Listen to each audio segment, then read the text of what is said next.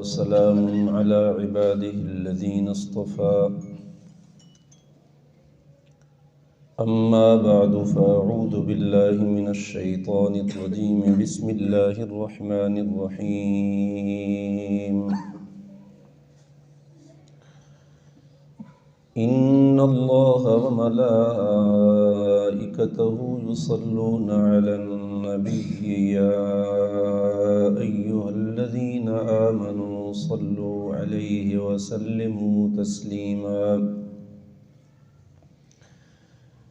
اللهم صل على محمد وعلى آل محمد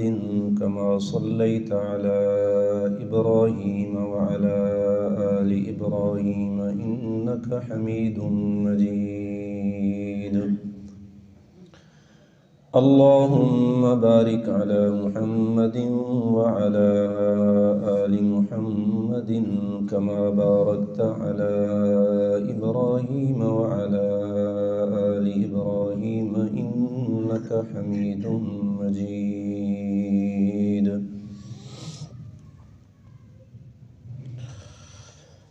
باب قول الله ونضع الموازين القسط ليوم القيامة وأن أعمال بني آدم وقولهم يوزن وقال مجاهد القسطاس العدل بالرومية ويقال القسط مصدر المقسط وهو العادل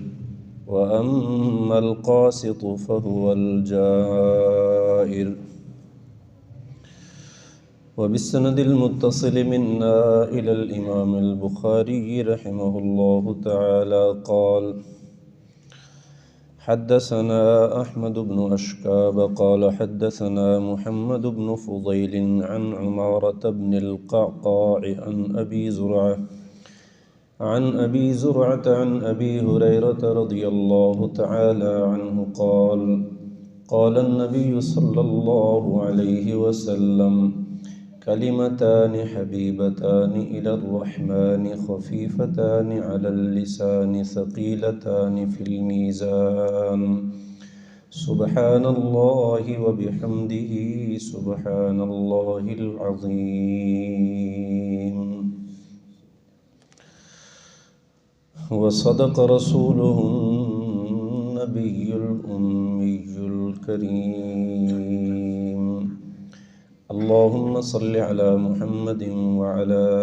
آل محمد كما صليت على إبراهيم وعلى آل إبراهيم إنك حميد مجيد اللهم بارك على محمد وعلى آل محمد كما باركت على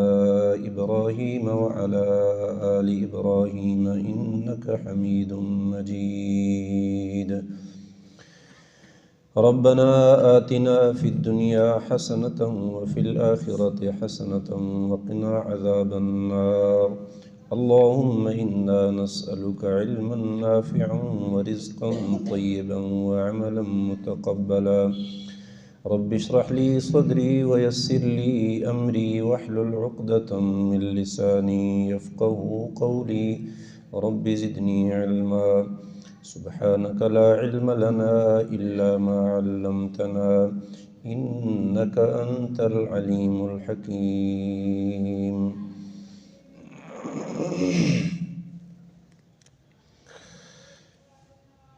انتہائی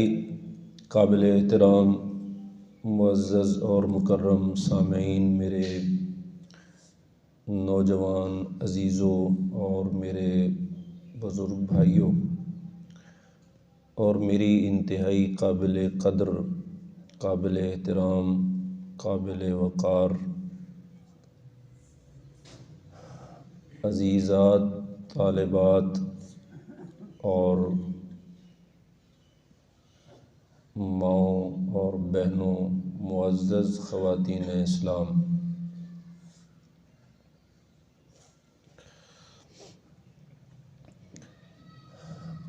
अज दा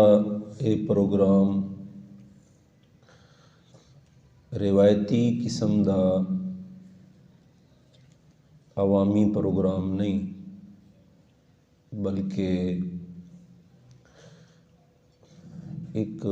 مدرسے دا تعلیمی نوعیت دا پروگرام ہے۔ اس طرح دا پروگرام عوامی سطح تے منعقد کرنا اور عوام نو اس پروگرام دے اندر شامل کرنا، شامل ہون دا موقع دینا، اس دے پیچھے ایک بہت مبارک، باسعادت اور عظیم مقصد ہے۔ وہ مقصد یہ ہے کہ بلا شک و شبہ، بلا تردد میں یہ آکھ سکدا اور تساں اس دی تائید کرسو، اور حقیقت واقعیہ بھی یہی ہے کہ مسلمانوں دے اجتماعی دینی مراکز، مسجداں ہوئن یا مدرسے ہوئن، وہ عوام الناس دے اخلاقی اور مالی تعاون نال چلدے۔ اجتماعی نظم کوئی بھی ہوئے، بے شک خالص دینی اور تعلیمی نہ ہوئے، خدمت خلق دے عنوان نال بھی جتنے ادارے اس وقت ملکی سطح تے، عالمی سطح تے کام کر رہے ہیں، انہاں دے واسطے بھی معاونین عوام الناس، عوام دی امداد اور ایڈ نال وہ ادارے چل رہے ہیں۔ دینی مدارس ہوئن یا مساجد ہوئن، یہ بھی اصل دے اندر عوام دی ایک انتہائی اخروی اہم ضرورت نو پورا کرن واسطے اہل درد قائم کردے ہیں، تے ان اداریاں دا سارا نظم اور نسق اے عوام الناس دے پرخلوص تعاون نال چلدا۔ جڑے لوگ اس نظام دے ذمہ دار ہوندے ہیں، وہ اپنی امانت اور دیانت نال عوام الناس دے تعاون نو ٹھیک جگہ تے استعمال کرن دی کوشش کردے ہیں۔ اللہ منتظمین دی اس کوشش نو قبول فرماوے اور عوام الناس دے اس تعاون دا انہاں نو دنیاوی اور اخروی اجر اور بدلہ نصیب فرماوے۔ آمین تا آکھ سکدے ہو۔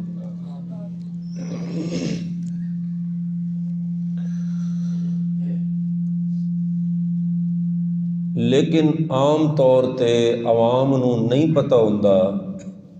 بھئی مدرسے اچ کے پڑھایا جا رہا۔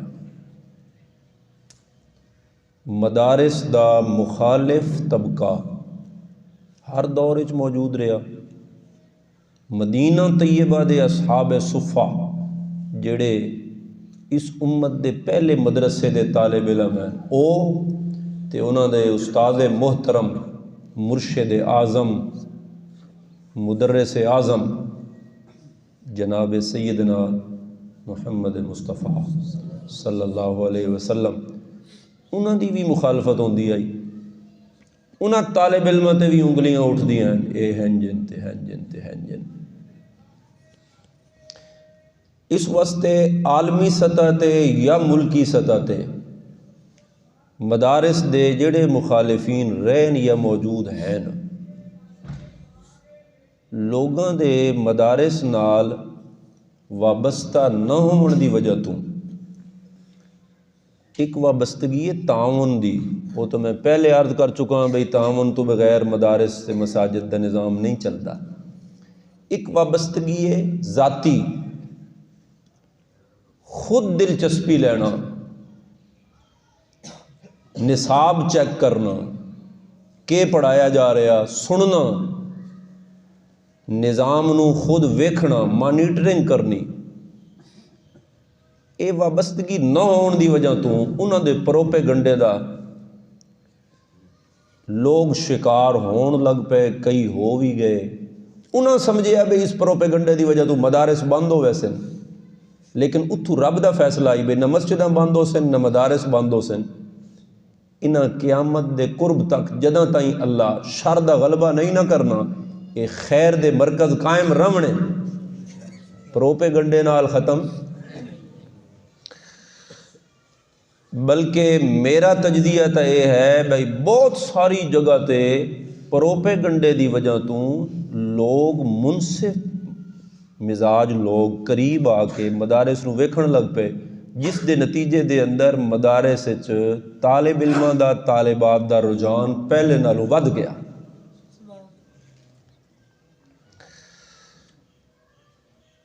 میرا خیال یہ ہے کہ یہ جڑا سلسلہ شروع کیتا گیا نا، یہ کتاب ساری دی ساری طالبات پڑھی ہے جتنی نصاب شامل ہے، استاداں انہوں نے پڑھائی ہے، انہوں پڑھی ہے، اگر تعداد 4 آئی تو 5ویں کوئی نہیں، جو 10 آئی تو 11ویں کوئی نہیں، نہ عورت نہ مرد، استاد پڑھانا لاؤ پڑھن والیاں۔ لیکن آخری حدیث دا جس وقت موقع آیا تو تساں ساریاں نوں بلا کے عورتاں نوں دعوت دے کے عوام الناس نوں جمع کر کے حدیث پڑھائی جا رہی، پڑھائی ہون بھی انہاں نوں جا رہی جنہاں نوں استاداں پڑھائی ہے اگے پوری کتاب، یہ حدیث بھی انہاں نوں پڑھائی جا رہی۔ ورنہ تون کے پتہ تے تواڈا کے مقصد ہے کہ میں تانوں سند پڑھ کے سنائیے؟ میں عرض کر رہا ہوں کہ اس عمل دا مقصد ہے کہ تانوں مدارس دی ترتیب، مدارس دا نصاب، اساتذہ دی تعلیم، بچیاں دا تعلم، انہاں دا پڑھنا پڑھانا، تسی آ کے ویکھو انہاں نوں کی پڑھایا جا رہا، کیا اس دے اندر اس تعلیم وچ او عناصر موجود ہیں جنہاں عناصر دی نشاندہی او عناصر کر دیں جڑے مدارس دے خلاف ہیں؟ کی پڑھایا جا رہا؟ الحمدللہ ثم الحمدللہ تساں یہ سن سو، میں اس حدیث دا مفہوم ذکر کرساں، اس دے متعلقہ دیگر بھی جڑیاں گلاں ضروری ہوئیاں میں عرض کرساں، تساں یہ محسوس کرسو اور اعتراف کرسو کہ الحمدللہ مدارس دے نصاب وچ اوہ گلاں پڑھائیاں ویندیاں جنہاں گلاں نال رب راضی ہوندا، دنیا چ رب برکتاں دیندا، آخرت چ اللہ نجات دیندا۔ ایک نصاب ہے، ایک آئین ہے، ایک تہذیب ہے جس تہذیب دی دعوت تے تعلیم دیتی جاندی، اے تہذیب سارے واسطے۔